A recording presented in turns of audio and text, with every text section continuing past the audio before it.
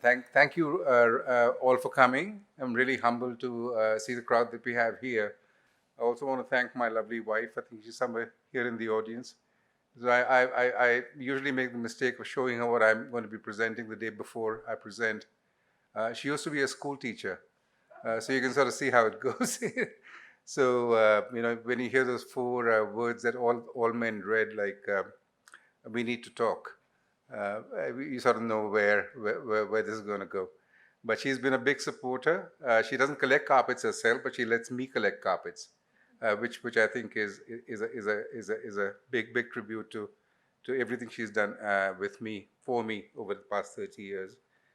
So my collecting journey began almost by accident. Uh, we got married in 1983 in Cleveland, Ohio, in the US. And Renuka's mother went with me for the wedding. We got married in a courthouse in Cleveland. And her mother decided to gift us two carpets for the wedding. So for my dowry, I got $100 and two carpets. So those were my first two acquisitions, and we had no money to buy a third carpet after the first two, but we loved to sort of see what the tribal iconography was telling us. Had no knowledge. 30, that was 38 years ago. I had two carpets and I bought a book, and I thought I was a genius. 'Cause I learned some of the jargon that people get so intimidated by. But over the years, I've learned more. I've collected more carpets over the years, and I know the more I learn, the less I know. It's a very esoteric art form, and honestly, what I'll tell you is just going to be my perception, my perspective, and they're going to be stories. So don't take what I say to you very seriously. It's just going to be a bunch of things that I've learned over the years. Some may be true, some may not be true, but they'll be hopefully interesting for you all to hear and enjoy. I've also learned not to take carpets very seriously, because carpets, for some reason, scare people before they get to learn about them. And I can understand that because they tend to be somewhat expensive. I also want to start by saying that they really are not expensive. So you can find lots of inexpensive carpets. You just have to look for them.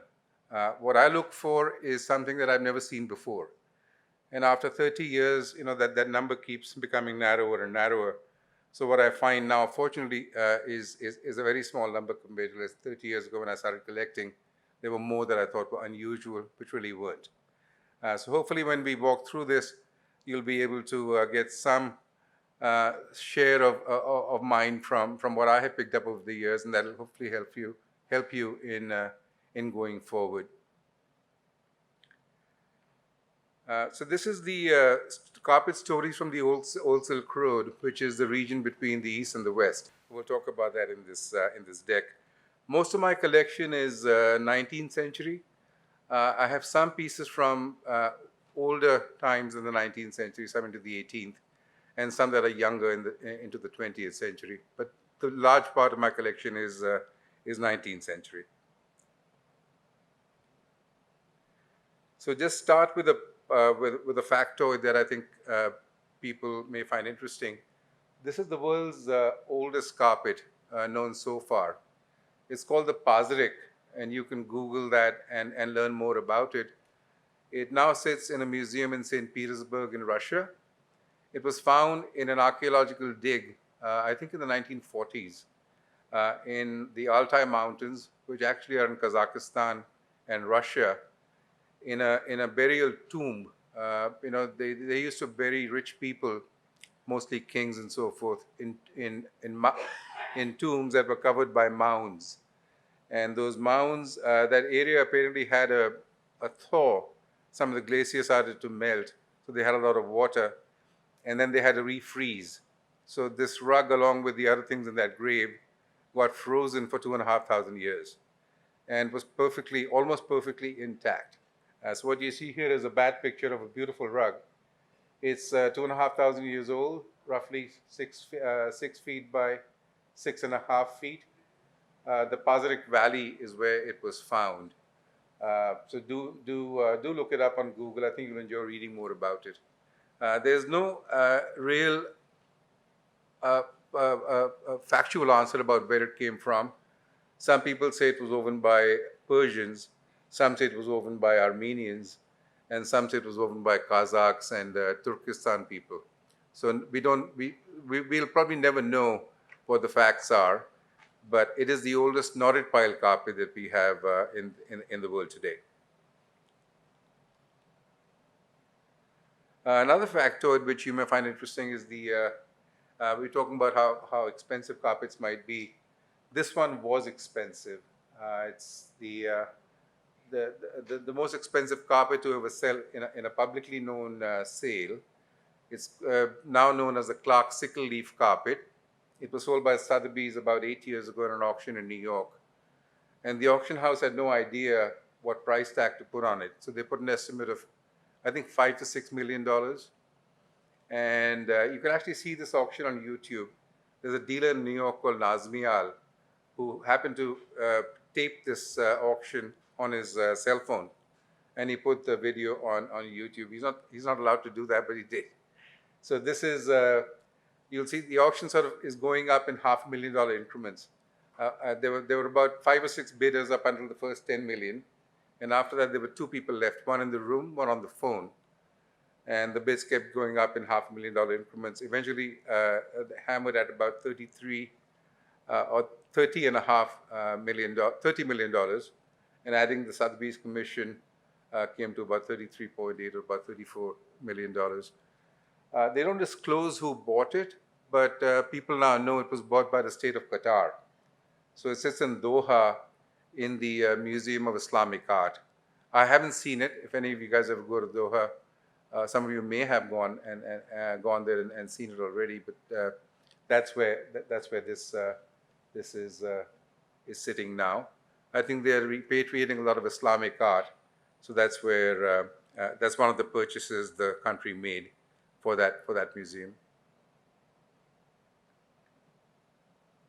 So this is what we said we would try and cover in the topic. Basically, try and demystify something that a lot of us are intimidated by, and make this more understandable to all of you, and hopefully people who will see this video later.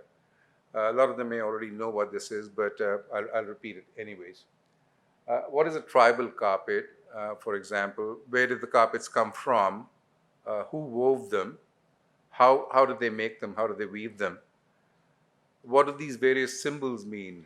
There's a lot of romance between the iconography that people find these carpets contain. Some typical myths about carpets and their value. So we'll talk about that. And how do you live with carpets on the floor, on the wall, in other places? And after we finish, if you guys have any questions on other things that you want to learn about, hopefully we can talk about that. So here is this actually is told from a book by John Thompson. If any of you guys are interested in learning about carpets, buy that book. John is Jon. Thompson is with a P. Thompson. He used to be a medical doctor in the UK who became fascinated by carpets and gave up medicine to start to indulge himself in collecting and assessing carpets. He passed away early last year, so he's been gone about 2 years. But that book is a brilliant first book. I still go back and read it now and then just to recalibrate my own thinking. That's sort of where this concept was proposed by John, that basically if you separate the world into 2 types of carpets, a lot of us, when we think of a carpet in India, think of a Kashmiri carpet. That's the image that first comes to mind. It's so that would be on the right side of this line in the middle. To the left are what we have, what are called tribal pieces, which are made by nomads or people that live in rural areas. So in a very rough grouping, the left of the line is tribal stuff. The right of the line is formal stuff. Some people may also call these rural and these urban. So the Clark sickle leaf, for example, is on the right of the line. It's a formal carpet that was made in Kerman in Iran, southeast Iran. That's the world's most expensive carpet. The one next to it is the world's second most expensive carpet. This was sold by Christie's, I think, about 10 years ago for about $10 million. It's a larger size. Another analogy, since all of us are from India, is I have not seen this carpet personally, but it's a very, very beautiful carpet in Jaipur. It's called the Jaipur Garden carpet. I think it's about almost 25 to 30 feet long and about 12 feet wide. It's a very, very, very beautiful piece of work. Also probably from Iran, made I think in the 16th or 17th century, all wool. To the left, we have the first carpet here is from either Uzbekistan, Kyrgyzstan, or Afghanistan. It's called a julkhir. It's made by nomads on a narrow loom in their tents, woven in narrow strips that are then sewn together to make a slightly wider carpet. Julkhir means bear skin in their language. So they're trying to emulate the skin of a bear for warmth. To the right of that, so that nomadic carpet was probably made in a tent on a horizontal loom because they live in small tents. To the right of that is a slightly larger carpet, probably made on commission for the market. It's probably made in a village workshop with a few people, few weavers doing the work there. It's from an area of Uzbekistan called Karakal, Pakistan. If you guys remember, Jinnah, Muhammad Ali Jinnah used to wear a cap which used to have curly hair. Those are sheep from the Karakal mountains that used to have that kind of hair. Very, very beautiful, oily wool. So Karakal, Pakistan is where those sheep came from. It's an autonomous republic, part of Uzbekistan. The entire population is about 2 million people. So a very small population and a very, very tiny group of weavers. So these carpets are quite rare. That's why they're in the grouping of tribal pieces.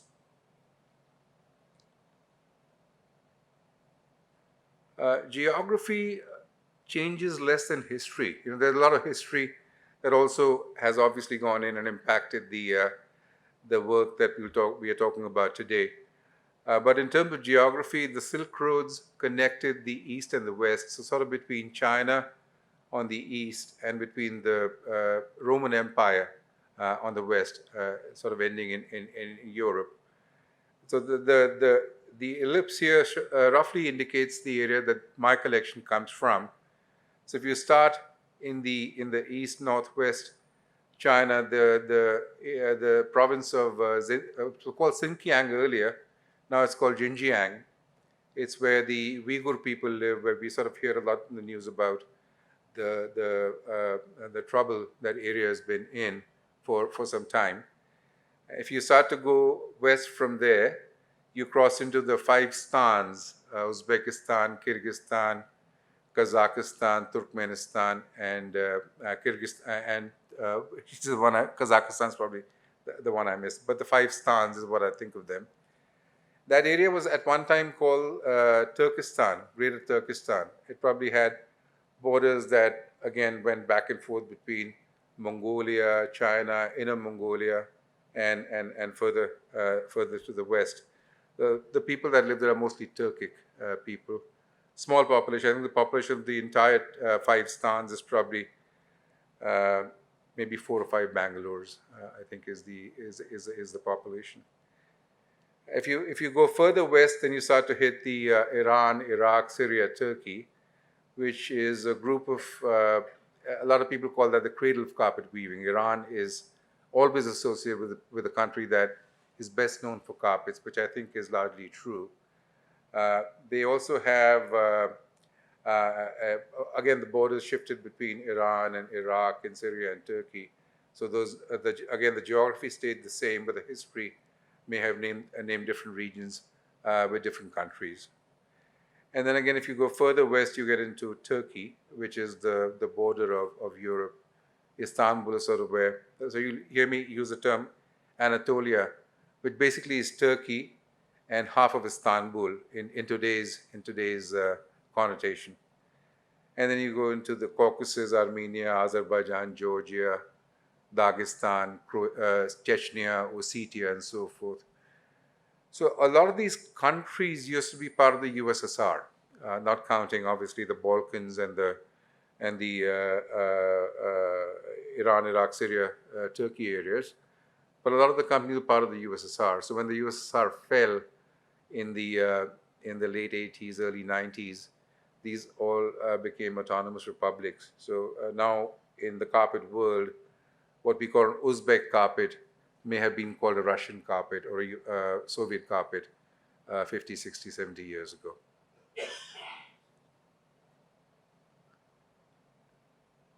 So again, the Silk Road, it was a term coined by a German, I think he was an archaeologist. His name was Ferdinand, I'm forgetting, von something, I'm forgetting his last name. But it was not one road, it was a series of trade routes that connected Europe with China. And they crisscrossed this region and they went north and south and east and west in different directions. So if you go in a very rough area, this is the region where all these things were happening. So my collection is basically pieces from this region. It touches India. I have very few pieces from India that are mostly flat weaves that were woven by Renuka's grandmother, for example, wove 4 dharis in the pre-partition days during the Gandhi movement. So we have those. Those are family heirlooms. I have some pieces from Himachal, which are from my nani. It was like a gudma, which is a felt with teased out bits of wool. Very, very beautiful piece. I have some pieces from Assam. So those, I wouldn't say were strictly silk route pieces, but for us they are special because they came from the family. So those are also a part of our collection. Parts of Pakistan, Afghanistan also were probably closer to the Silk Route than India was.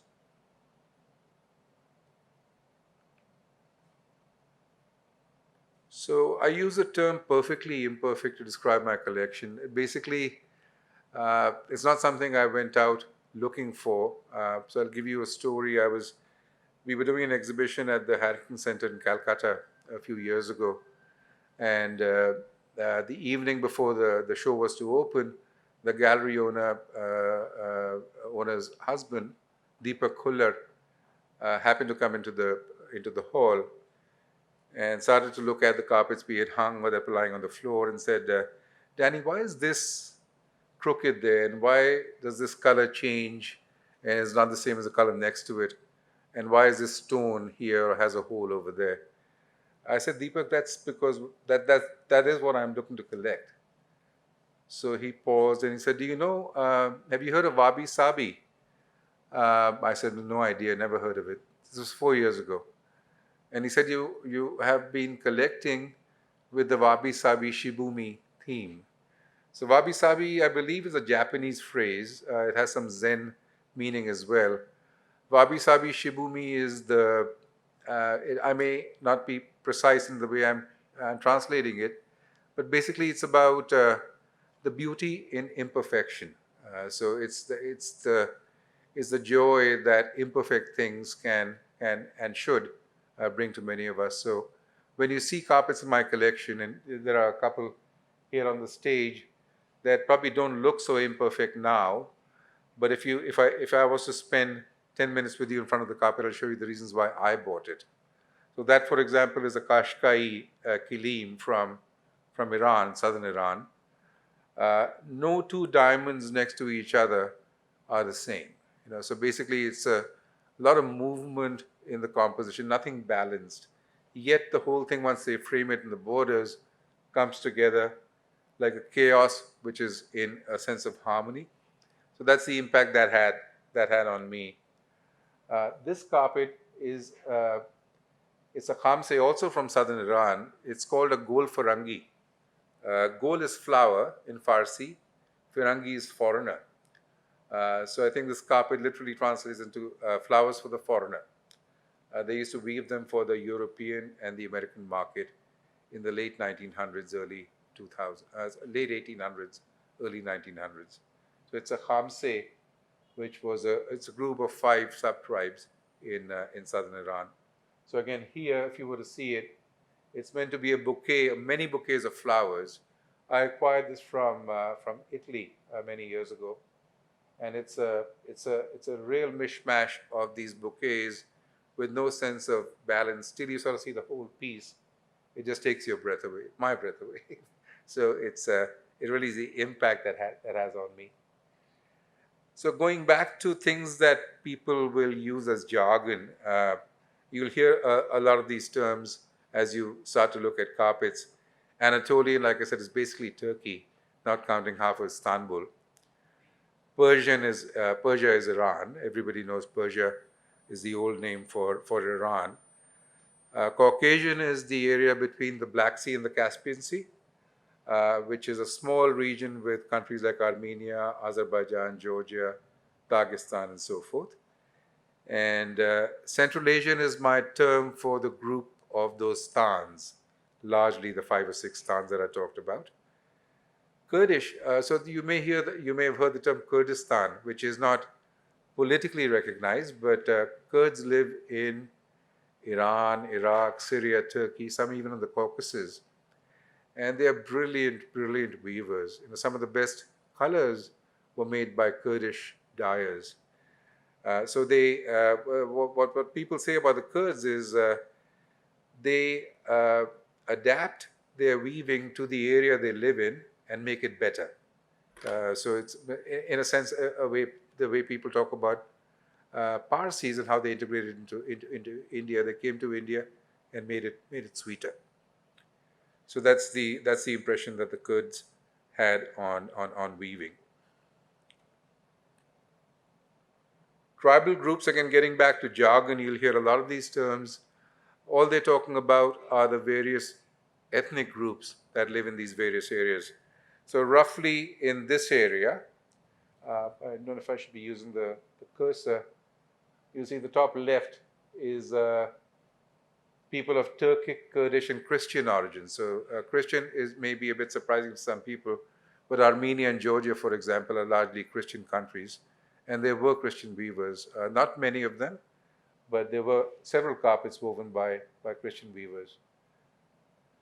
Bottom is the biggest group. This is the Iran, mostly the Iran area.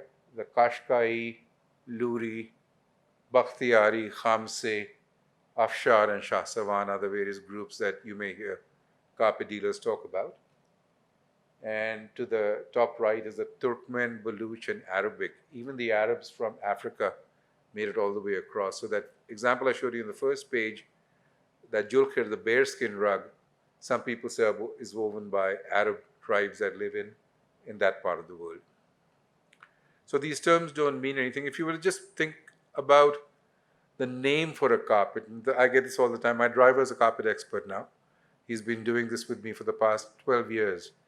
And my carpet restorer, we sit and chat about this all the time. They've become really good. At least they know 80% of what I claim to know. And they'll keep asking me, so iska naam kya hai, iska naam kya hai, iska naam kya hai? So any carpet may have 15, 20 different names. The name could be the geography the carpet came from. So Persian, Turkish, Uzbek, Turkmen are some of the names.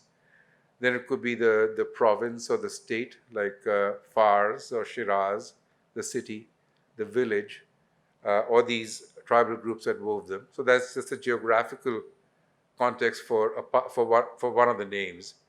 The other name could be a function. So that is a kilim. It's a flat weave. Kilim is a term that these days is often associated with just weavings from this region.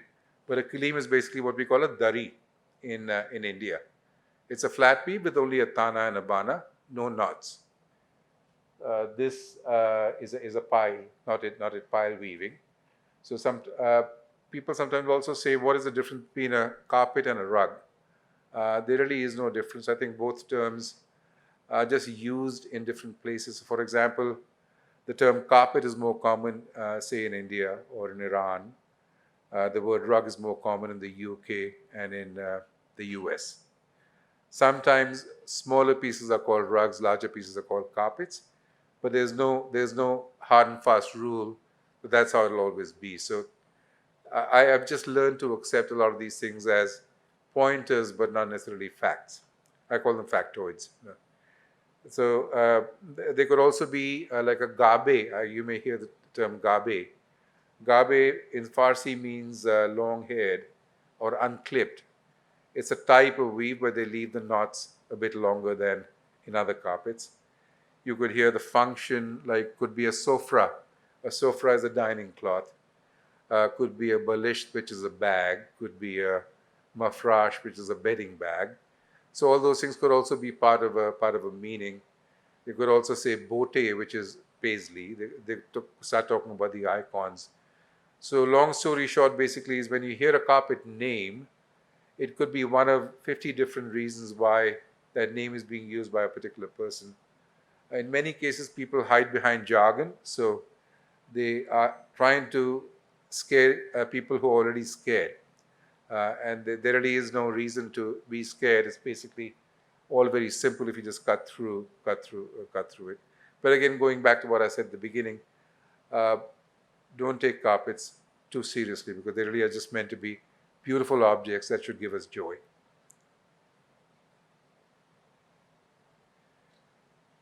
This is a very simple illustration of how carpets evolved over time. So, back in the very, very old days, say 2,000 years ago, the people used to keep warm by using animal pelts.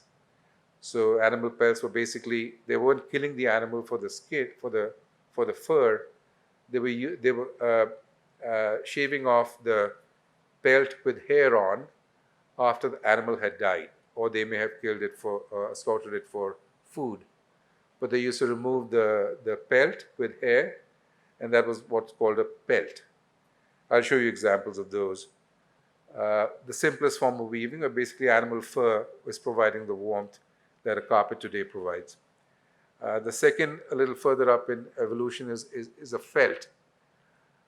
Felt is basically pressed wool. So they've taken wool, generally wool that is of the lowest quality of wool that they have sheared from the sheep. So when they shear a sheep, sometimes they could do it 3 times a year, and they get 30 kilos of wool from one sheep in a year. They'll sort it based upon they'll wash it and they'll sort it based upon the quality of the wool. So the wool from the back would be rougher than wool from under the neck or under the belly will be softer.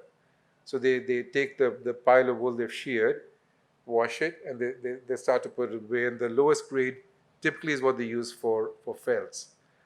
So felts are not woven into yarn, very difficult to weave into yarn. So they press it pretty much with water. They go back and forth, making like a cylindrical roll. It may take them a few days to a week. I'll show you some examples of felts also, where the felt it then takes the shape and becomes something that you can use on the floor or on the wall, wherever you'd like to use it. Then going further up is a flat weave, which is all of us wear clothes which are basically two-dimensional. We have the clothes have a warp and a weft, tana bana, what we say tana bana in Hindi. So that is a flat weave, what we call a dari in India, a kilim in Iran or Turkey. It has no knots, it only has a warp and a weft.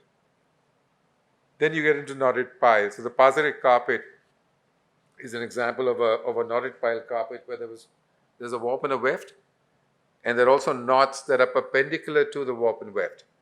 And those, so that's when we walk on a carpet and we feel a cushiony surface, is because the knots stand at 90 degrees to the base, and that's what provides the cushiony feel to our feet, because they are sitting vertically, not horizontally, with the warp and the weft. So that's a very simple evolution over time. Things became more and more refined, and they went from animal pelts to felts to kilims to knotted pile. So this does not imply that the traditions started to drop off and we moved entirely towards knotted pile carpets only.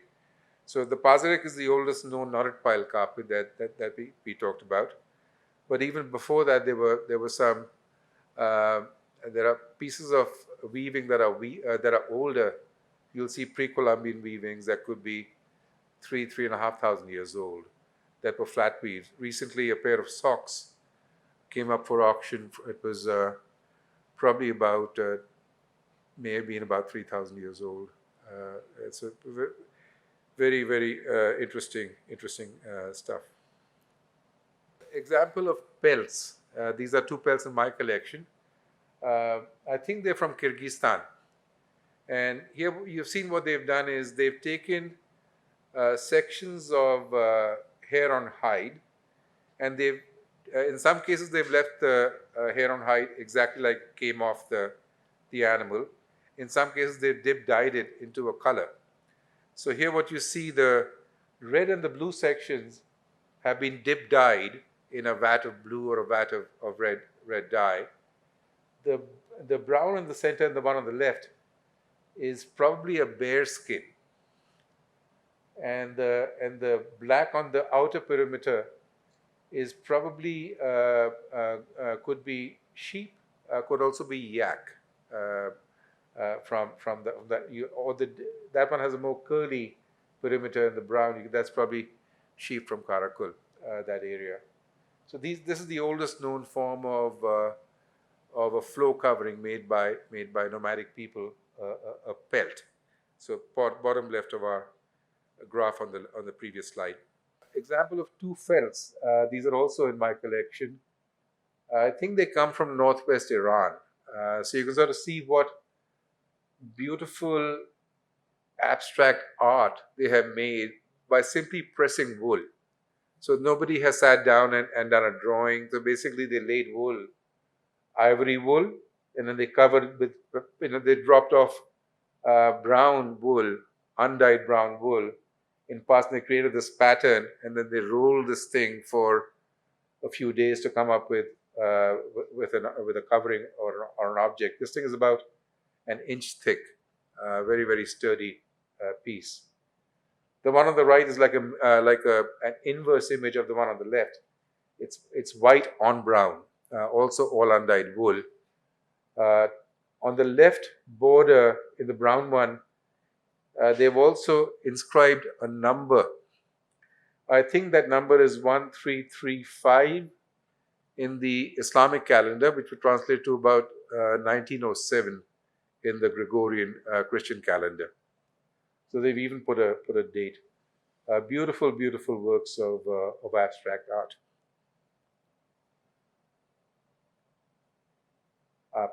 So now you've gone from felts to flat weaves. Like I said, that's an example of a flat weave, what we call a dari, a kilim. Here are two examples of daris.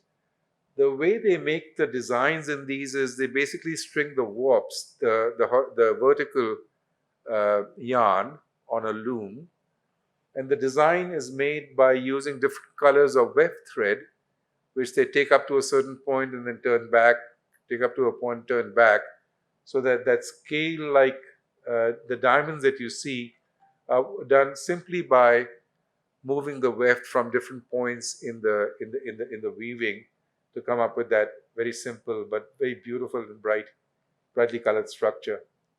That thing I think is about 10 feet by 6 feet in real size. So it's bigger than that one. The one on the bottom is a magnificent, probably a mid-19th century Turkish kilim, woven in two parts and sewn in the middle to make this whole. So it probably has about 15 colors, all natural dyes. You can sort of see the amount of effort it may have taken someone to weave something so beautiful. It may have taken one woman probably a few years to create that. And last in the evolutionary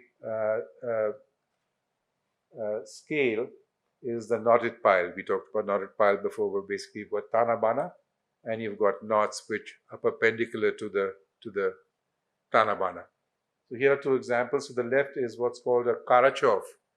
It's a Caucasian rug from Armenia, Azerbaijan, Georgia, that region. To the right of that is what may commonly be called a yellow konya.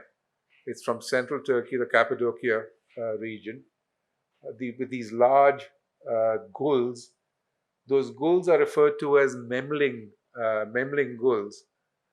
So Hans Memling used to be a Flemish painter, I think in the 16th century, who used to paint these symbols on paintings like a carpet covering an altar in a church. And they were not weavings; they were actually just part of a painting where he's painting a carpet in his painting. No idea how those weavers saw those paintings and decided to weave them. And in his honor, they named the gul after him. So they're now commonly known as Memling gulls. You also hear about the Lotto gul. There are 3 or 4 others that are named after different people that they adapted the iconography from.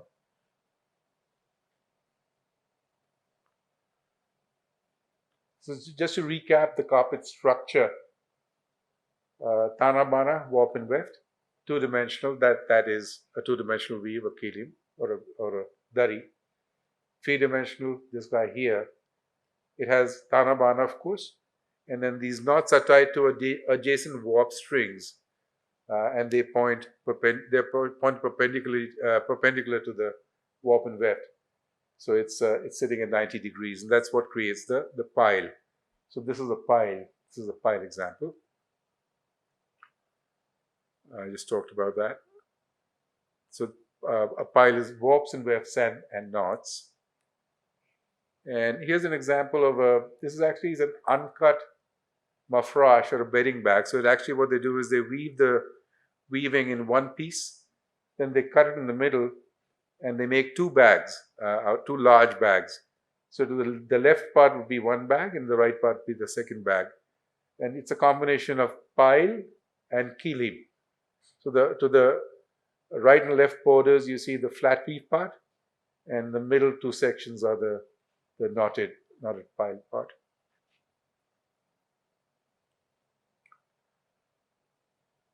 Weaving materials also, a lot of people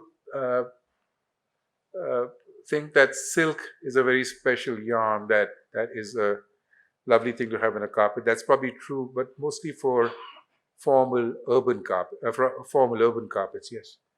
These nomads, for tribal carpets, the biggest material they used was wool, because that's what they had access to. They used to have livestock; those were their assets, and they could shear the sheep 3 times a year sometimes, and then produce a yarn from their own sheep. It was the cheapest resource for them to be able to deploy in their weaving. Cotton was used, but very sparingly. It was more expensive, available only in the cities, and not easily accessible to nomadic people. So you may see some urban weavings with cotton in the foundation, but wool in the pile. So it was used. I use the word sparingly to indicate that it was used, but not very common. In newer carpets, cotton is now more freely available. It's cheaper, and it's available everywhere. So it's used more commonly now than it was back in the 19th century. Silk, very, very rarely. You may see a knot or 2 of silk in some nomadic weavings, but very few. Metal, they also use metal thread in urban carpets now and then. Silver, gold. One of the most expensive carpets that sold, again in the world, was from Baroda. And this carpet actually was full of jewels and precious stones. And they'd used gold thread and silver thread for a portion of the work. I don't know. I think that may have been made in Iran. Not sure. But in tribal carpets, I have one carpet that has 3 or 4 knots of metal, which may have been silver. But in my fairly large collection, that is the only example I've seen where metal's been used by a nomad.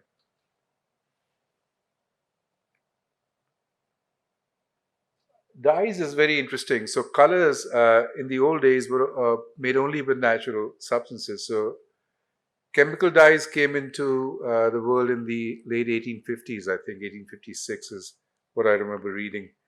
Before that, everybody made color only with what was available in nature. And the colors came from flowers, from fruits, from roots, from even insects. Cochineal, for example, came from insects. What we call lac in India, lac at LAC, the stuff that they used to use to seal parcels, that red shellac is also used, I guess, in cars as a lubricant. Uh, that came from insects. And then we have chemical dyes. And in between the two, I'll talk about that in a couple of slides, is something, there was a small period of what was called aniline dyes that were chemical but not stable. So Renuka says I'm colorblind. I have a fairly large collection of carpets, but she doesn't think I recognize color. So I did this yesterday, just to give you some examples of where natural dyes came from, and I picked these dots from my PowerPoint selector. So if I've gone wrong, tell me. But the blue generally comes from indigo, which all of us know is available primarily in India, but in other places as well. Red from a root of the madder plant. There's a beautiful book, not particularly on madder, but it's called The Root of Wild Madder by, I think, an Australian journalist who goes in search of madder in Iran and eventually finds it. Madder makes a range of reds. Cochineal, dried lice, is mentioned to the right, the red. Yellow from saffron. I've also heard the term weld for a particular flower, mostly in Iran, that they make yellow from. Brown from walnut shells and oak bark. Orange from henna and madder root again. So there I screwed up. So the orange is looking yellow to me from where I'm standing. It was meant to be orange. Is it orange? Okay. Beige, I'm not sure. Beige, walnut shells, and anarchy, pomegranate skin. Black, they mentioned black is a combination of indigo and henna. You almost never find a completely jet black in carpets. You'll find a very, very deep brown, a very deep blue, but rarely will you see a pure black. Not to say it doesn't exist, but it's very, very hard to find. So when I remember a few years ago, we were in Missouri. Renuka was teaching at a school called Woodstock, and we went to a shop called Himalayan Weavers. And this is a beautiful shop that makes wonderful Indian textiles, and they use only natural dyes. And outside their store, they had these yarns and yarns of beautiful burnt orange wool that was drying in the sun. And we went in and asked, Dr. Ghayur Alam is the name of the gentleman who owned the shop. And he said, I said, how do you guys make this? He said, oh, we boiled those leaves, and those leaves were green. And the color was a beautiful burnt orange. So when you look at a plant, it's very difficult to say what color you'll get from it unless you know what you're doing. But for example, in all these colors, green, we have so much green around us, but you can't boil leaves and make a stable green. You can, but it won't bind well to the wool. So what they typically do is they mix yellow and blue. So they dye the wool yellow first, and then they overdye it with blue. That's how generally green used to be made. Green was also considered very desirable by collectors because it's so hard to make carpets with a lot of green in them. I considered more valuable. There was a German collector called Ulrich Schurmann who has now passed away. When he went to an auction and liked a carpet because it had green in it, you couldn't outbid him. So he would pay any amount of money to buy that green carpet. Now and people thought he was, he was foolish to be doing that. But now when his carpets come up for auction, people fall over each other to acquire them. So green is, as a pointer for value, green is generally considered to be something that may have marginally higher value than some of the other colors.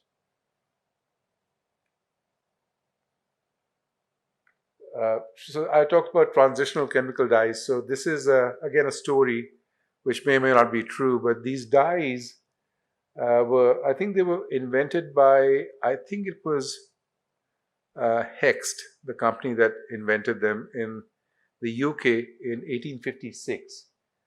And when the people first saw them, they were beautiful colors, because colors they couldn't make with natural substances. So they fell in love with them, like beautiful purples and pinks and oranges that they couldn't make from nature.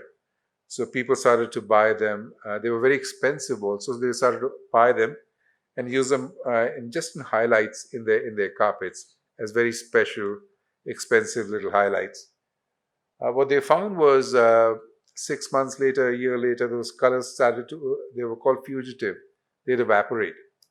So what you saw as a beautiful purple, a year later became a gray. So, and nobody obviously liked that. So the story is that the ruler of Iran at the time banned these aniline dyes and said anybody who was found using them will be penalized by having their hands chopped off.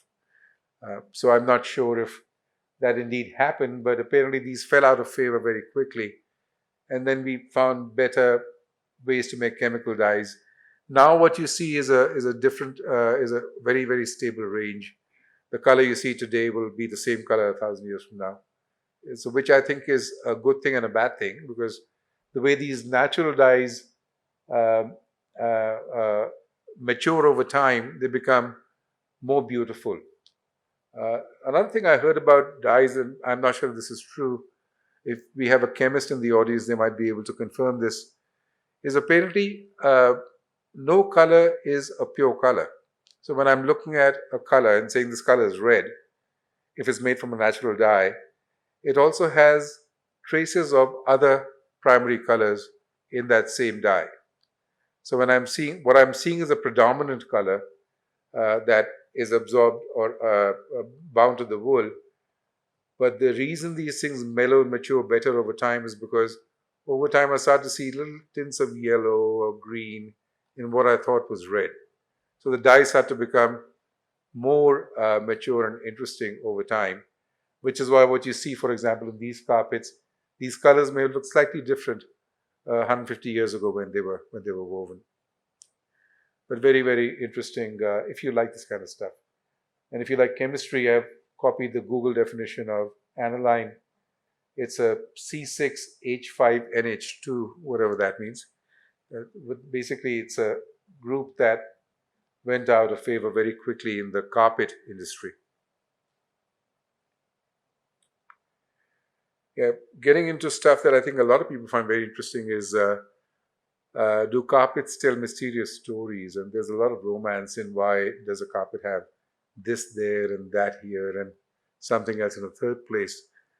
And a lot of people say, I mean, I used to initially say, which used to bug the head of Renuka, is I said, I have no idea what the weaver was trying to weave. It just looks beautiful to me. That's why I bought it. But she says people like to listen to stories. So the iconography is trying to tell a story, which I think is absolutely true. I would never know what the weaver's long gone. These are 19th century pieces. But what she thought she was trying to depict in her weaving was something that was close to her mind and heart at the time she was weaving it. So in that sense, yes, these icons translate to mysterious stories. So this is an example of a carpet I'd love to have. I've tried to find the collector who owns it. It sits in a collection in Sweden.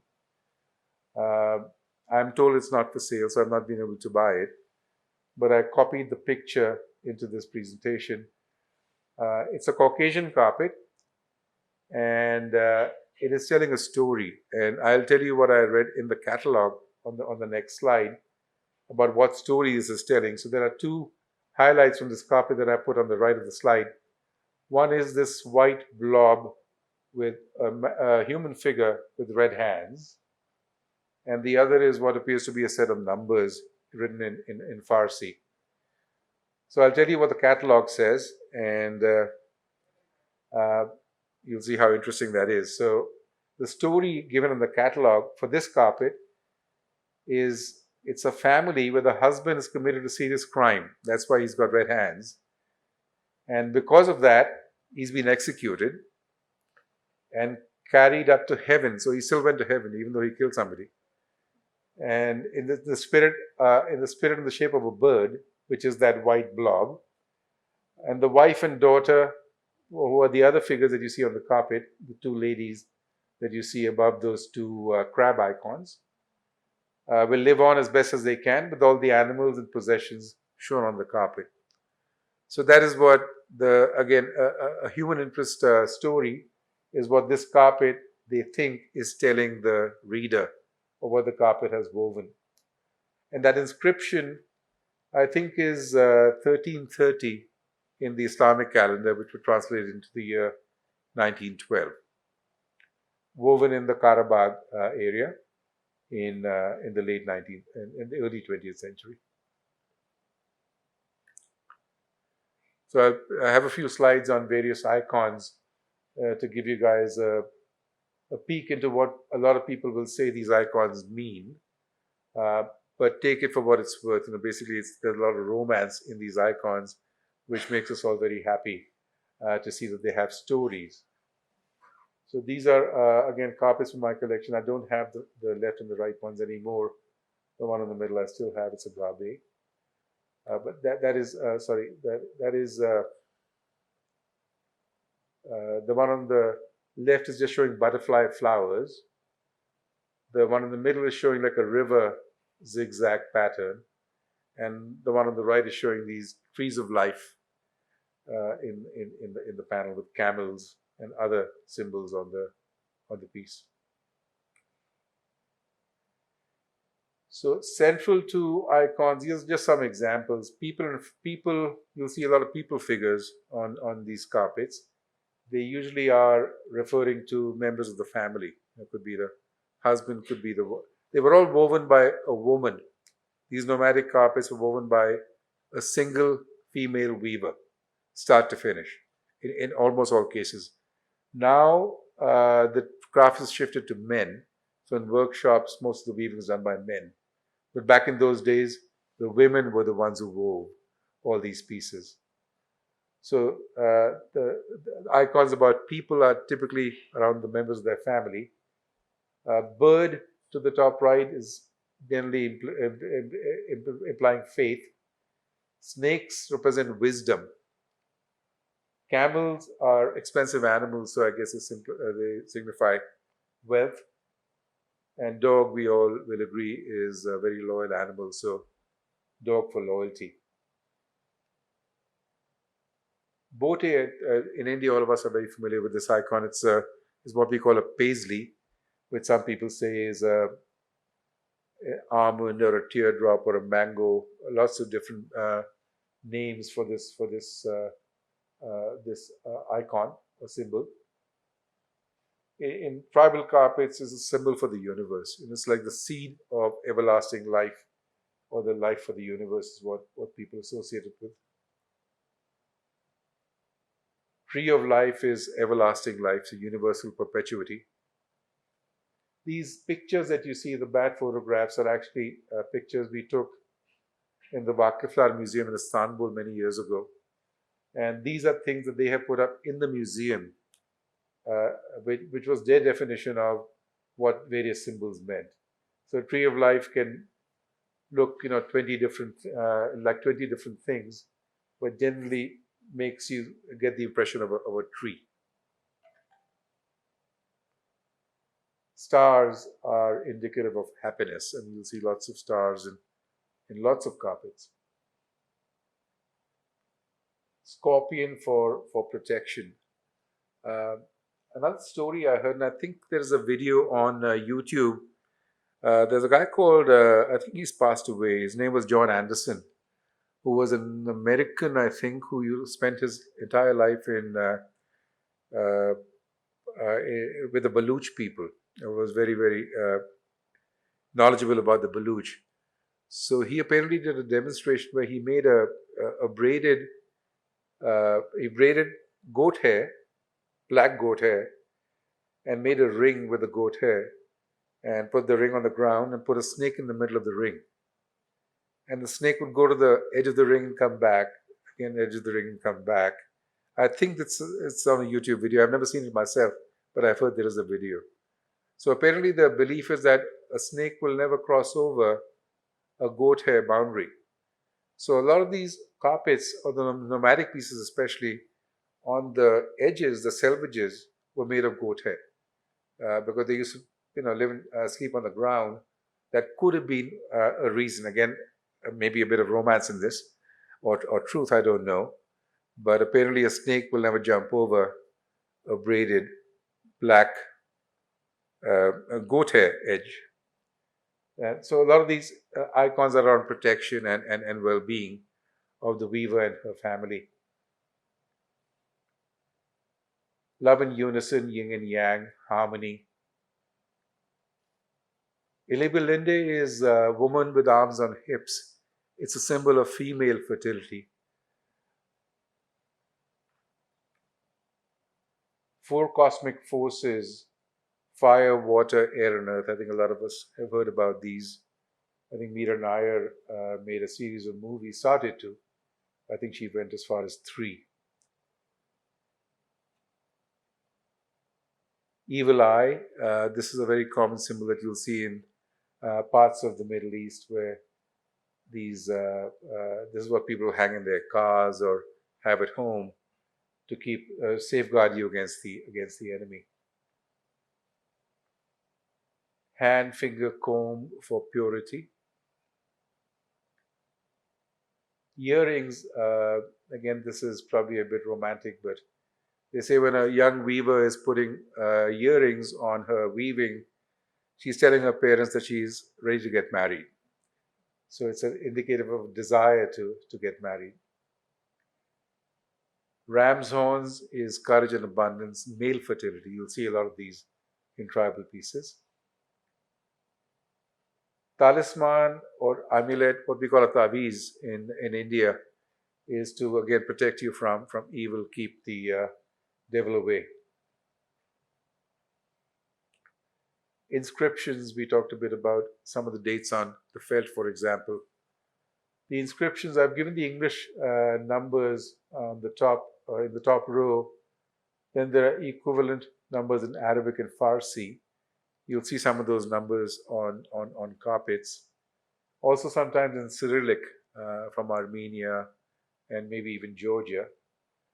The way you convert these numbers, if you guys are good at algebra, the formula at the bottom is going to give you roughly the conversion. So the Gregorian year equals the Muslim year times 0.97, and you add 622, which I think is when Islam came into the world.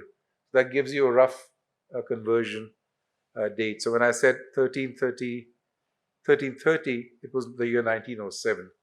So I checked that formula yesterday, and it does seem to work.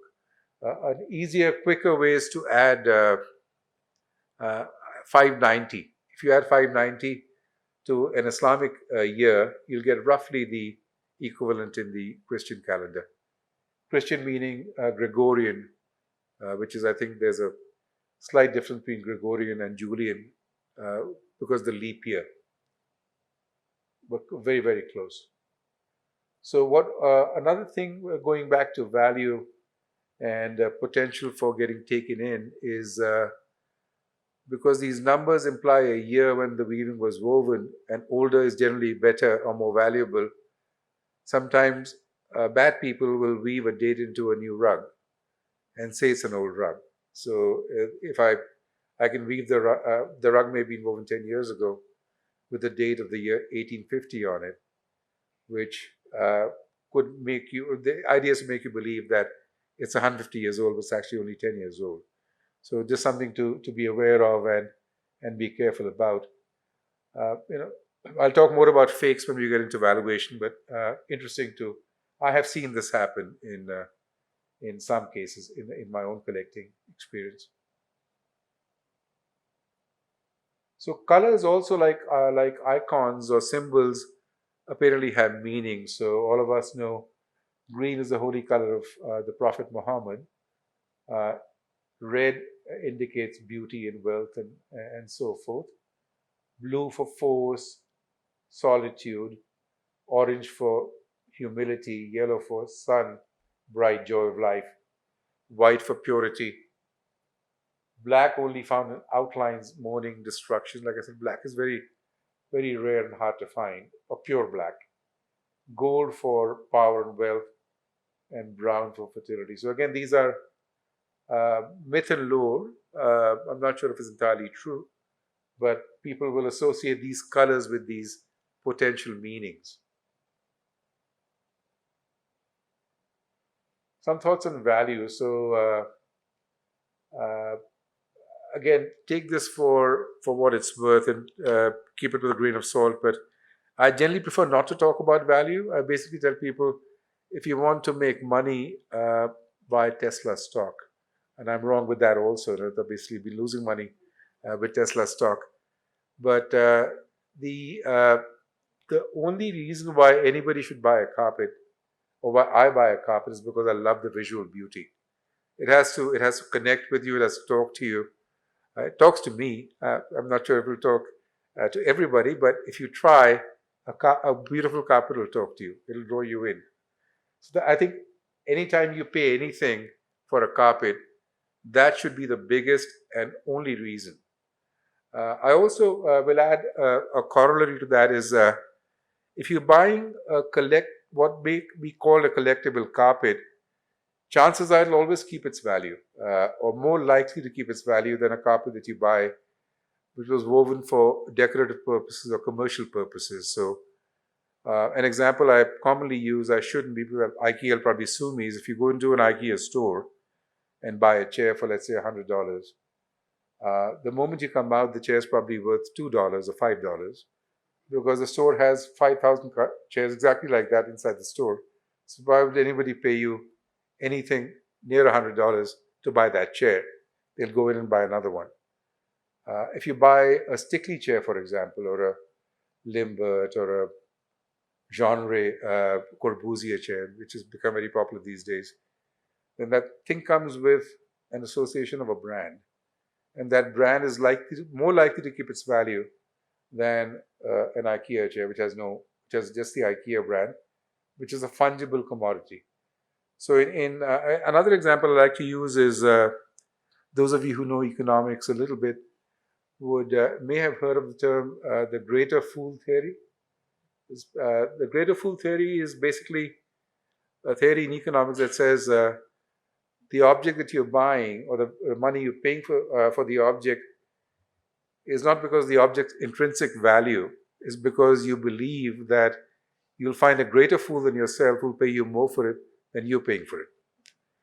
And a very recent example that I saw, there's a guy called Kirchheim, Henry, I think Henry was his first name, German collector, brilliant collection. He passed away, I think, in 2006. And one day, when he was living, one day he came back home and told his wife, he was a businessman and a very rational, logical thinker, but he was also a rug collector, which is the opposite side, the left brain, right brain thing. So he came back and told his wife, today I think I did the most irrational thing I've ever done. And I paid $1 million for a carpet. So he'd bought a carpet. It's now known as the Faces carpet. He bought it from a dealer called John Eskenazi in London.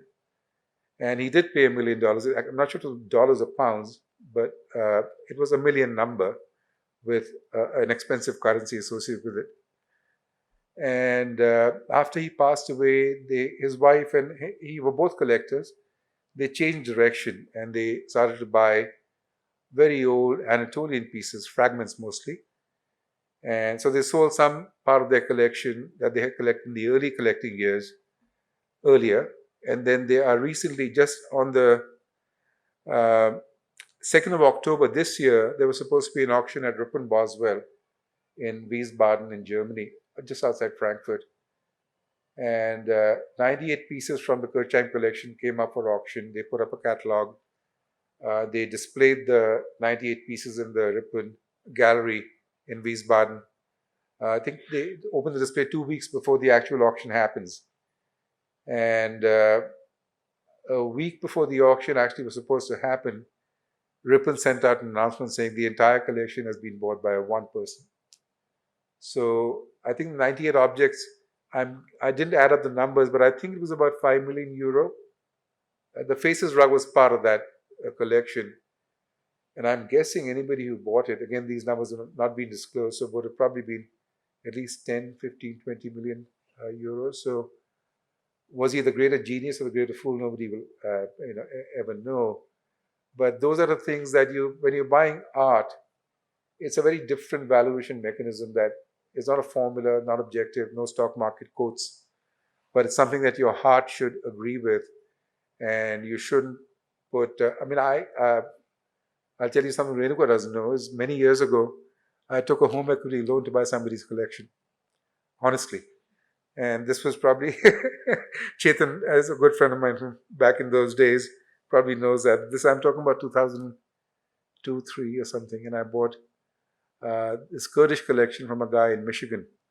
And I knew if I didn't buy it, I would never get a chance to buy a collection of such beautiful pieces together. So I went and borrowed money and against my home. And I'm not the only collector who's done something like that. Other people have. They say when a collector goes into a house, what they look at is the height of the walls, or where will they put their collection. So I have seen our collection evolve from. Chetan again is my buddy from a long time. Can probably attest to that. We bought our first house in Chicago in 1994, and I had just started collecting a smaller number of copies at that time. So they used to first sit in, under the bed, do char dal diya, closet mein do dal diya.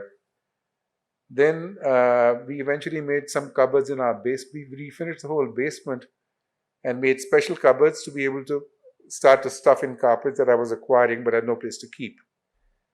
And then we started living in India and the US together. So we were going back and forth. So my collection came to India, I think, in about 2009, 2010. And we were just moving. It was sitting in my living room. We moved 6 apartments in Bangalore. And the living rooms where people used to come and see my pieces. And she got sick of it. And eventually we started to. So we went from house A to house B, house C. And I said, okay, let's do one thing. We can't afford to buy a house. Bangalore is a very expensive place. So let me buy a small apartment, which I'll use only for my carpet collection. And we'll keep living in a rented house. And, when we are in our 70s, I'm 64 now, she's 61. We don't have children. So I said, when we are 70 years old, it'll be a good small place for 2 old people to go live in the center of town. So we have a small place on Primrose Road. The intent was we'll keep renting and we will use that place for my studio. So we set up a little gallery. It's a small 3 BHK. I think that's Devika and Kerry here. I think you guys have been there. So that was our intent. And we were living in a rented house on Palace Road. And my collection was sitting on Primrose Road. And then 3 months later, after we bought that house, we saw this nice place which happened to be a triplex, like 2 apartments on top of each other, 3 floors. So now we live on 2, and my entire collection it occupies an entire floor. So we have a little studio that we call set up like an art gallery, which is where my collection sits. And now it's the first time after 30 years, or let's say 20 years of serious collecting, that I'm able to see what I've collected. It's basically sitting in piles, but they're still a little more accessible than they used to be many, many years ago. But that's the journey a collector takes. It's completely. My work career was all left brain rational stuff, and this was sort of happening along the side, completely irrational. I still can't explain it. All I know is that Renuka's mother is responsible for it. Basically, it's you blame your mother-in-law for all your problems. My mother-in-law was one of my most favorite people. She started this madness by giving us those 2 carpets. We still have them. If she was living today, I'd advise her not to buy the 2 that she bought that day. She knew nothing about carpets. We had a good friend who was Lebanese living in the US. We used to work in a carpet store. So she said, Gordon, let's go and buy these guys a gift So she went with him and she picked up these 2 carpets, and the store, even Gordon, who knew a bit about carpets, said these are Moroccan carpets. And today I know they were not Moroccan, they were probably Anatolian pieces with Caucasian designs, good wool, good colors. And now we've had them for about 38 years, and they're probably 60, 70 years old at the time. So they're probably over 100 years old now. So they'll go to our nephews and nieces as family heirlooms, but they don't move me in the same way that carpets that I picked up over the years. So those are the first 2. The third carpet in our collection was, I was working in Manhattan at the time, in Midtown, and I was living on the Upper East Side, and I used to walk a mile to work, to and back from work every day. And Manhattan is nice, and there's a lot of bazaar movement, action going on, so a mile was nothing.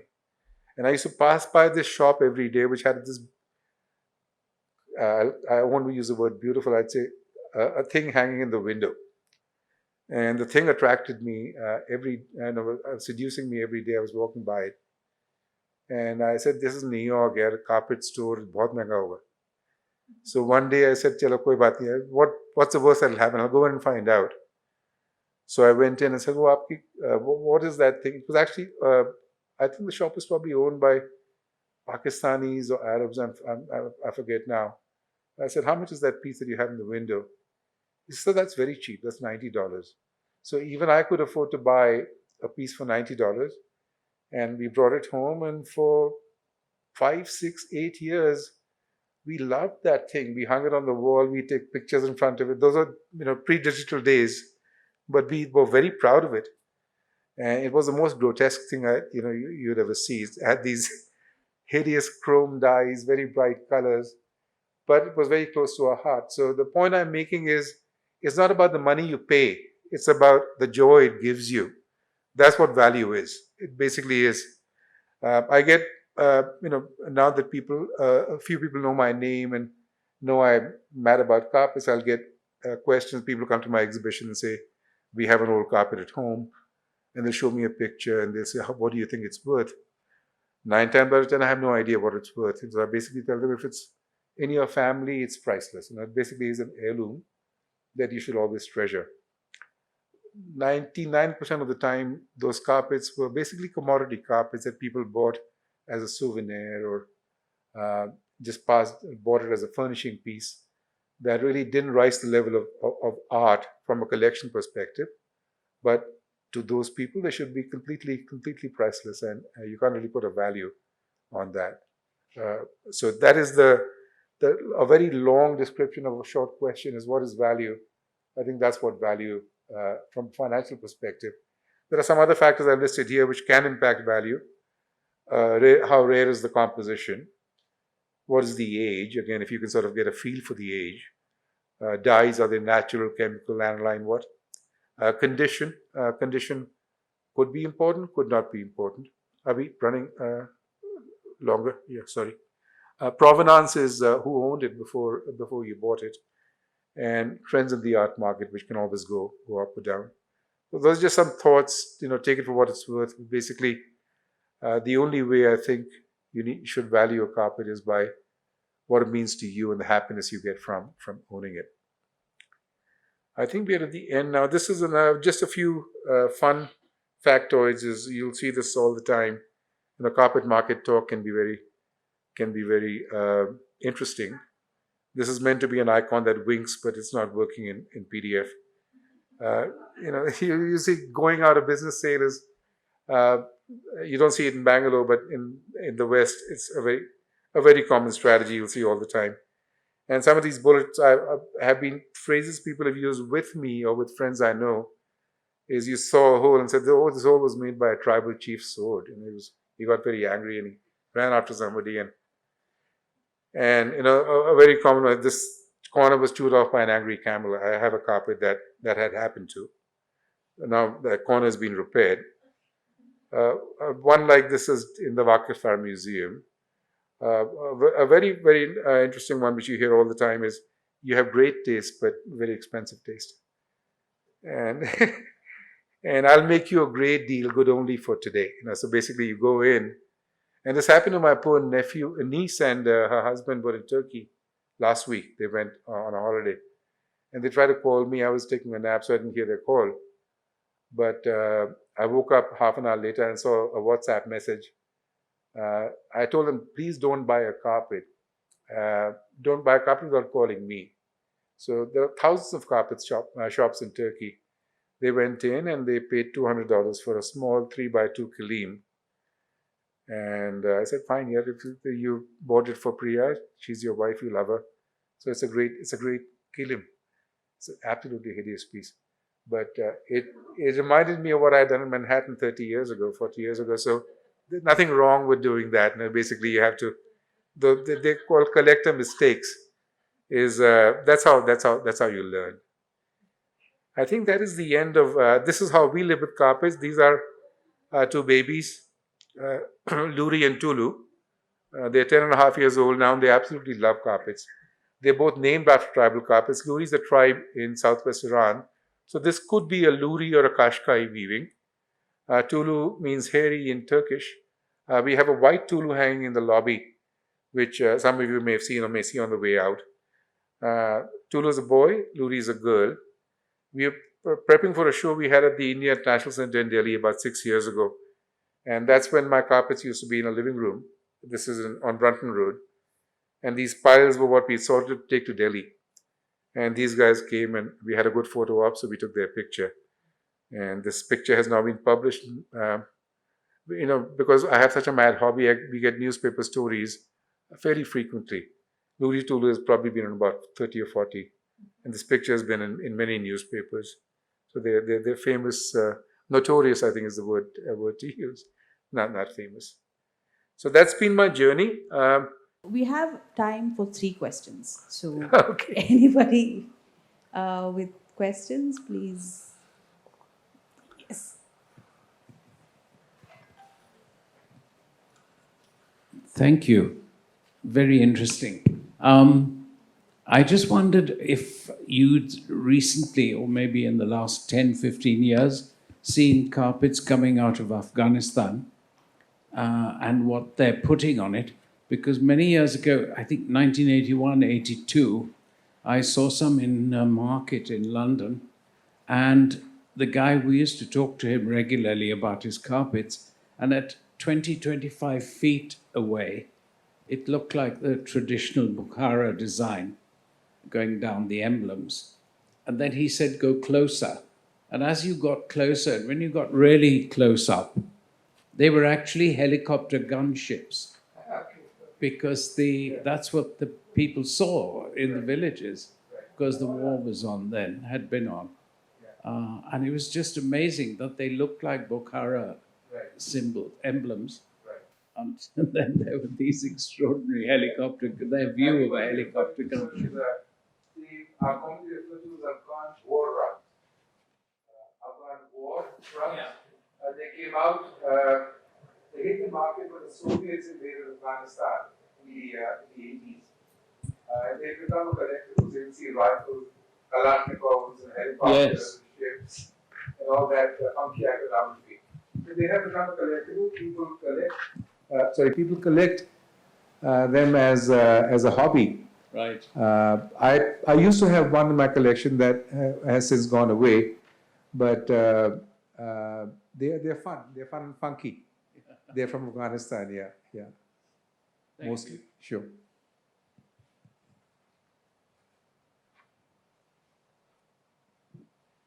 Any more questions?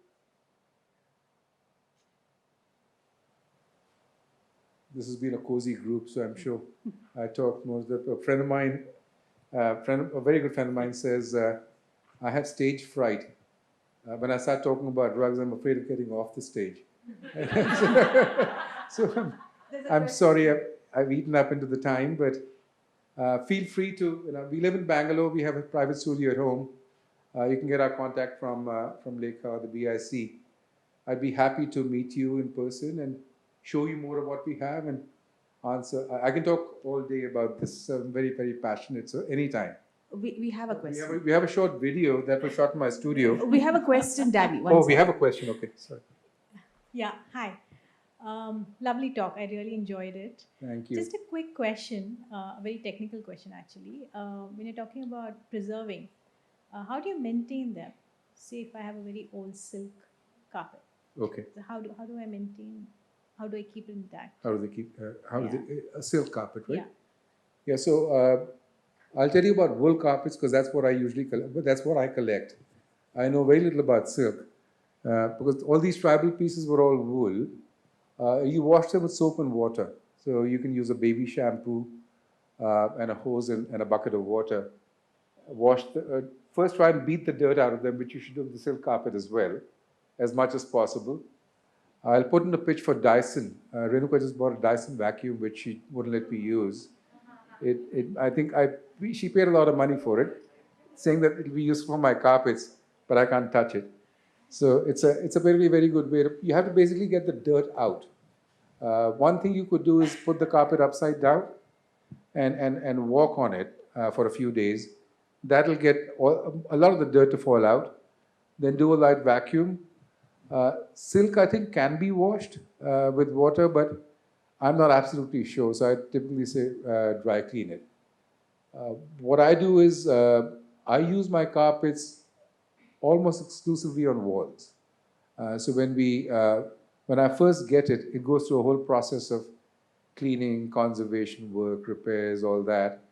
And then it goes on into so that all this happens on the terrace on the 5th floor. Then by the time, when it comes to the 3rd floor, that's my studio, it has to be as clean as everything else in the studio. So then it sits in a pile or goes on a wall. We have very few carpets that we use on the floor. But keeping it flat, I think, would be a good thing. Try and walk on it bare feet. That I think is, after you wash it to keep it clean longer, don't walk on it with shoes. They love to be walked on bare feet because the sweat from our feet is actually nourishing for the wool and probably silk as well. Yeah. One last question.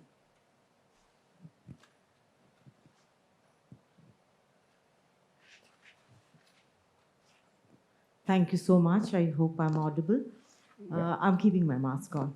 Right. I had the joy of actually playing on the carpets in rural Bengal in an Armenian church.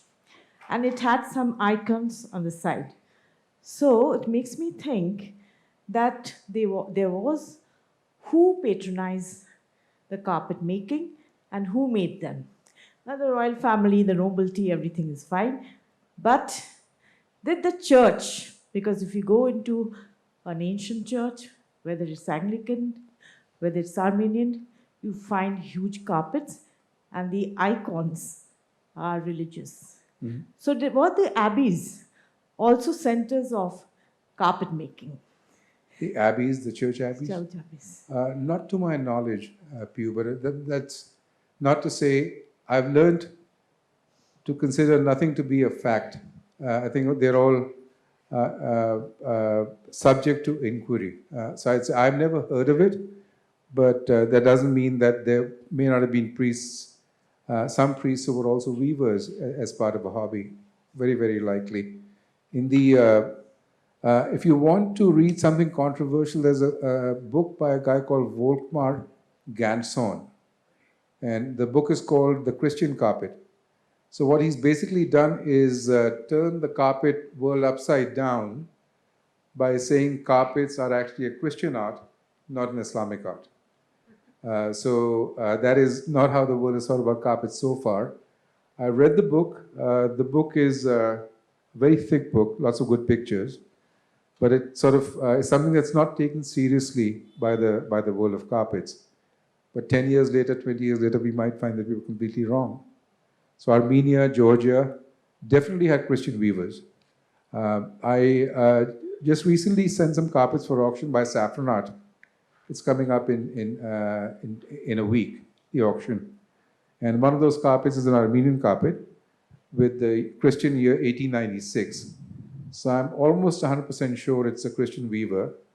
It's also a gulfarangi like that one, but a very different palette, different kind of iconography, which does not imply that it's different because it was owned by a Christian weaver, but the dates are in English letter.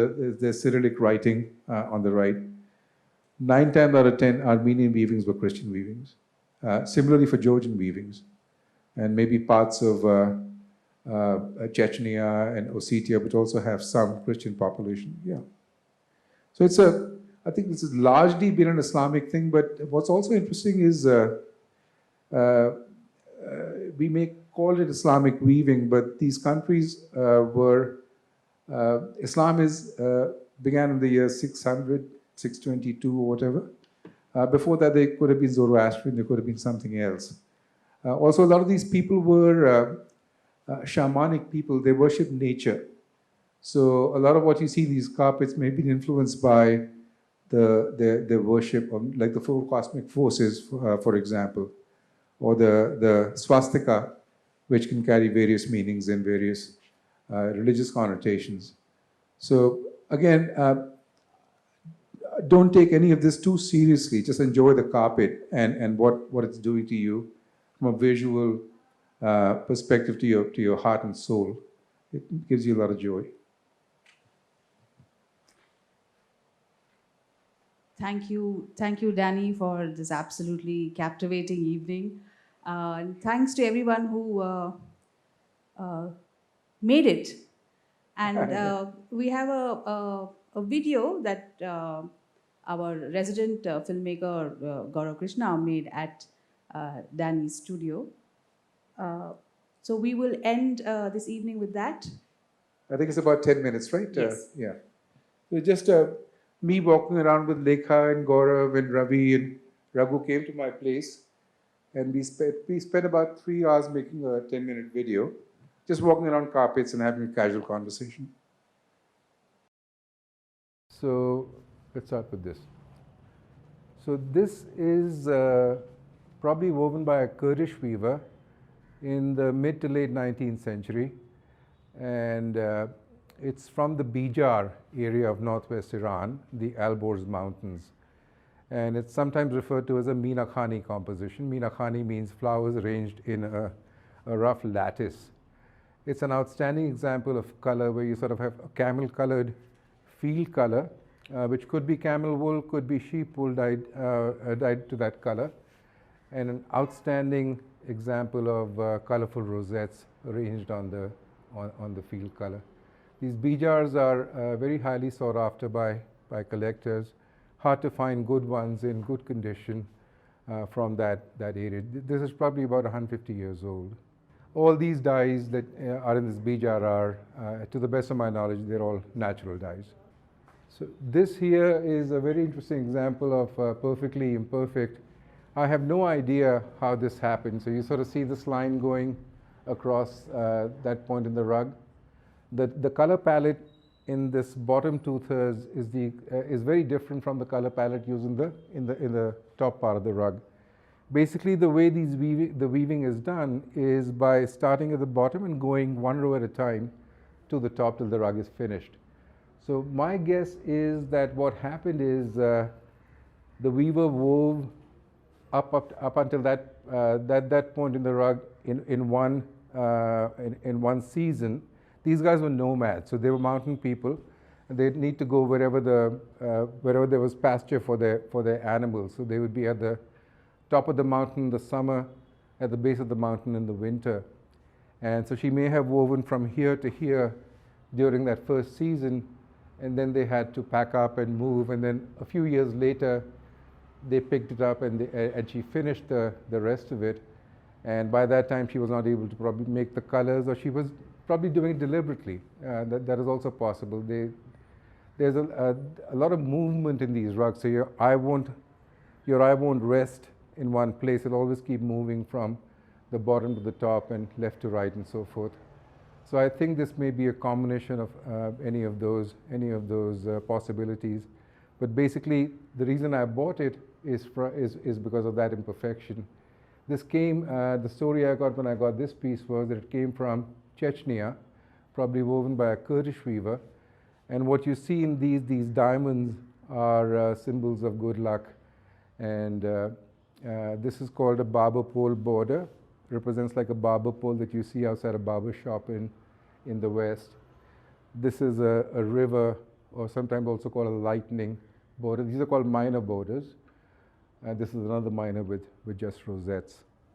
So very, very spontaneous, naive kind of a composition. This is a luri from southwest Iran. One of my pet puppies is named after this carpet. It's a tribe that lives in the Zagros Mountains area of southwest Iran. A very simple, what sometimes people call this a river design, outstanding example of color and wool quality. It's got very, very soft wool and a beautiful range of natural dyes. This is sometimes called a scrolling vine. A scrolling vine minor, a modification of a barber pole with rosettes, another scrolling vine, and just a zigzag river kind of a pattern. Lovely, lovely color. When I bought this from a dealer about 20 years ago, he called it a zakatala, which is in northern Azerbaijan. After having handled other zakatalas over the years, I personally think it's central Anatolia. It's a Konya carpet with these two large stars dominating the center panel and very simple elements around it. The reason I think it's Kurdish as opposed to Zakatala is the color palette that they have used here is more similar to other Kurdish rugs that I've seen from eastern Anatolia than in the northern part of Azerbaijan, which is where Zakatala rugs were made. But that's part of the romance. When you see these pieces, you're never 100% sure. All I'm telling you is basically my attribution of this particular piece, and I could well be wrong. This, I think, is a Kurdish carpet. So another example where, when I bought it, it was called Kashkai, which is southwest Iran. But on close inspection, the way the weave is, the structure of the weave is very different from a typical Kashkai structure. It's very floppy, it's very heavy, and very loosely woven. Got some beautiful icons of, these are stylized people. This is an interpretation of a Kurdish weaver of a garden, what's called a garden format. So these are irrigation channels that you sort of see water running through, and these are flower beds in which flowers are planted. You may have seen more formal versions of these carpet, very popular with decorators. This is a tribal version of that same kind of a composition. This here is from the Karabakh, which is, I call it the Kashmir of the Caucasus. It's an area between Azerbaijan and Armenia, and they both want it, and they want to be independent. So it's sort of still, you've probably heard of the Nagorno-Karabakh wars. They've been going on there for decades now. A very wide range of very beautiful weavings come from the Karabakh. Karabakh means Kara, black, Bagh means garden. Black garden is what that area is called. This has an undyed ivory field color, and these very large, what we call a paisley in India or a bote in that part of the world. Some people say it's the symbol for the universe, eternal life, and so forth. And it's got beautiful floral elements within the botes. So this is probably a very, very primitive weaving. A friend of mine was once joking, saying that it looked like a bath towel, and that some people probably does. But what's beautiful about it is the minimal composition, and this is called a julkhir, which means bear skin. It could be from Uzbekistan, Afghanistan, or Kyrgyzstan.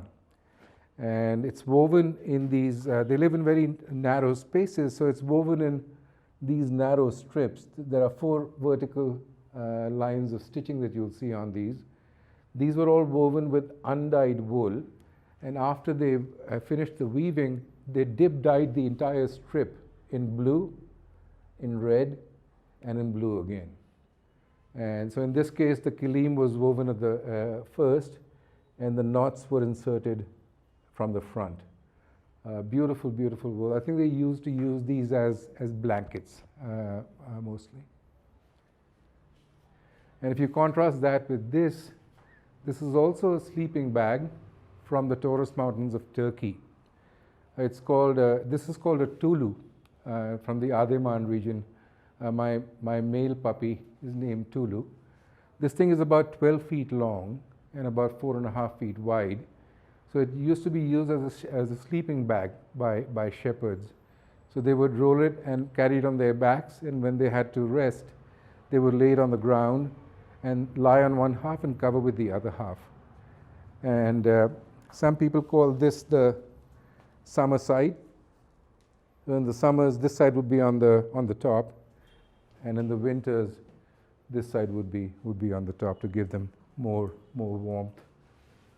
This is probably a younger piece, maybe early to mid 20th century. It has some synthetic dyes, which you can probably tell. This orange is most likely a synthetic chemical color. The green, I think, is natural. This red, I think, is natural. The blue is natural. But the orange for sure is a chemical color. A lot of collectors will probably not collect something like this because they say it's got chemical dyes. But for me, the most important thing is the visual. The visual is very striking. The rug is very rare. And it doesn't matter if the chemical dyes are used well to generate the entire beauty of the composition. I'm okay with it. So I call myself an impure collector. This is called a Tulu, Ademan Tulu. This here is a felt, which is not woven with yarn. It's actually pressed wool that's pressed down with water and goes through a few days of rolling to make it set into a sort of a fabric. And what's interesting is this design that they have made, a very abstract. I don't quite know what that's representing. There is a date here from the Islamic calendar. I don't know how to read that date either. But there is a date of some numbers here, a very abstract composition in the middle, and this very thick felt that has been pressed down. This is probably from, to the best of my knowledge, I think this is from northwest Iran. These nomads used to live in the mountains, and this is probably, and they used to pitch their tents on on basically the ground. So the way they would use these weavings to provide them warmth is the first layer would be a kilim, followed by a layer of felt, on top of which they'd put a pile carpet. So 3 or 4 layers of weavings would give them more warmth and a more cushiony surface to walk on. A lot of people have commented this may remind them of Native American weavings or things of that nature. I've heard people ask me about Kashmiri namdas. There's something called a namda. In Himachal, there's something called a gudma, which is similar to this felt-like substance that they've used to create this. But I just bought this for the visual. I have a second piece which is got an ivory field and a brown, so it's the mirror opposite of this composition. It's got an ivory base and a brown pattern. This is sort of how felt looks if you want to see one rolled up. It's basically pressed wool. And I tell the people who help me move my rugs around to treat them like glass because they're very fragile. Even though they are textiles, if you throw them around, they'll probably just break, a crack and break. So delicate things to handle. This is an example of patina. So this is also a gabe, probably not very old, maybe 100 years old, but I just love the way it looks. You can sort of see what it's been through, and it's become probably even more attractive than it was when it was young. It's all worn out in so many places. There are all sorts of stories you hear about them also, like sometimes they may insert a few knots to signify a marriage in the family or a birth of a child. I don't know what they did for divorces and stuff like that, but they they did. So you sort of see those very hot blue, hot yellow. Those are more recently added. compared to when the rug was woven. So these are probably natural dyes. This is probably a madder red. This is undyed ivory. This is natural indigo, natural brown, undyed. But those, see those streaks of blue, the streaks of yellow, these little pink and red. Yeah, so those I think have been added over the years. So they may have been repaired, they may have just been added for very whimsical, very, very whimsical.